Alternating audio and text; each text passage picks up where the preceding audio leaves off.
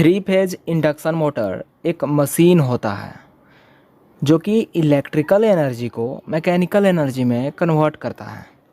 Three phase induction motor में mainly दो type के रोटर का यूज किया जाता है, आइदर स्लिप रिंग रोटर और squirrel cage rotor. After watching the video, अगर आपको लगेगा कि ये चैनल आपके लिए हेल्पफुल है तो प्लीज़ चैनल को सब्सक्राइब कर लें और बेल आइकन को भी प्रेस कर लें ताकि वीडियोज आप तक पहुंच सके। इसमें दो मेन पार्ट होता है, स्टेटर एंड रोटर। मोटर का जो स्टेशनरी पार्ट होता है उसको स्टेटर बोला जाता है। स्टेटर के इनर पोर्शन पे स्लॉट्स बना हुआ रहता है जहाँ पे थ्री फेज वाइंडिंग प्लेस रहता है। वाइंडिंग या तो स्टार में कनेक्ट रहता है या फिर डेल्टा में रहता है। स्टेटर का जो कोर है वो लेमिनेटेड सिलिकॉन स्टील का बना हुआ रहता है। लेमिनेशन का पर्पस होता है ईडी करंट लॉस को रिड्यूस करना। स्टेटर को प्रोटेक्ट करने के लिए स्टेटर फ्रेम का यूज किया जाता है जो कि कास्ट आयरन का बना हुआ रहता है। मोटर का जो रोटेटिंग पार्ट होता है उसको रोटर बोला जाता है। रोटर को बनाने के लिए लेमिनेटेड सिलिकॉन स्टील का यूज करते हैं। इस मोटर में सिलेंड्रिकल शेप का रोटर यूज किया जाता है। रोटर के आउटर सरफेस पे पैरेलल स्लॉट्स बना हुआ रहता है जहां पर कंडक्टर बार प्लेस रहता है।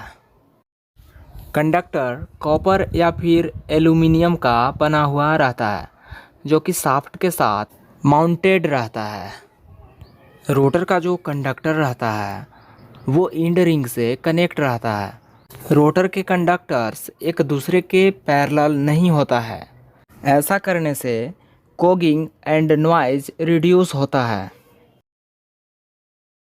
स्टेटर वाइंडिंग के cross three phase AC supply देते हैं तो स्टेटर के इनर पोर्शन के around rotating magnetic field establish होता है जो कि सिंक्रोनस स्पीड से रोटेट करते रहता है। Equation of synchronous speed is ns is equal to 120 f by p, where p is the number of pole, f is the frequency and ns is the synchronous speed। यहाँ पर जो rotating magnetic field establish हो रहा है वो rotor के conductor bars को cut करता है। तो रोटर के कंडक्टर में ईएमएफ इंड्यूस होता है from Faraday's law of electromagnetic induction. Since rotor का जो कंडक्टर रहता है वो इंड रिंग से कनेक्ट रहता है जिसके कारण वहाँ पे सर्किट कंप्लीट हो जाता है। और जब उस कंडक्टर में ईएमएफ इंड्यूस हो रहा है, वोल्टेज इंड्यूस हो रहा है, तो उसके कारण कंडक्टर में करंट सर्कुलेट करता है। करंट सर्कुलेट करता है तो उसके कारण कंडक्टर के अराउंड भी मैग्नेटिक फील्ड क्रिएट होता है। एज वी नो, जब कोई करंट कैरिंग कंडक्टर को मैग्नेटिक फील्ड में प्लेस करते हैं तो कंडक्टर के ऊपर टॉर्क एक्ट होता है। तो यहाँ पर भी जो कंडक्टर है उसके एलोंग करंट सर्कुलेट कर रहा है और उस कंडक्टर के अराउंड मैग्नेटिक फील्ड क्रिएट हो रहा है जिसके कारण जो रोटर है वो एक फोर्स एक्सपीरियंस करता है, उसके ऊपर टॉर्क एक्ट होता है। जब रोटर के ऊपर टेंजेंशियली टॉर्क एक्ट होता है तो जो रोटर है वो रोटेटिंग मैग्नेटिक फील्ड के डायरेक्शन में रोटेट करने लगता है। यहाँ पर रोटर के घूमने का direction Fleming left hand rule के अकॉर्डिंग डिटरमाइन होता है। There are some merits and demerits of three phase induction motor, that is also important. इसका जो कंस्ट्रक्शन है वो बहुत ही सिंपल होता है और यह मोटर रोबस्ट होता है। ड्यू टू सिंपल कंस्ट्रक्शन इस टाइप के मोटर का जो प्राइस है वो थोड़ा कम रहता है।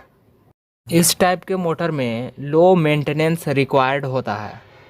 थ्री फेज इंडक्शन मोटर को स्टार्ट करने के लिए कोई एक्सटर्नल मीन्स का हेल्प नहीं लेना पड़ता है। इस टाइप का मोटर सेल्फ स्टार्टेड मोटर होता है। 3 फेज इंडक्शन मोटर में लोड को इंक्रीज करने पर जो इसका स्पीड है वो डिक्रीज हो जाता है। तो इस तरह से कोई भी टॉपिक को अगर आप एनिमेशन के थ्रू समझना चाहते हैं तो चैनल को सब्सक्राइब कर लें और बेल आइकन को भी प्रेस कर लें ताकि वीडियोज आप तक पहुंच सके।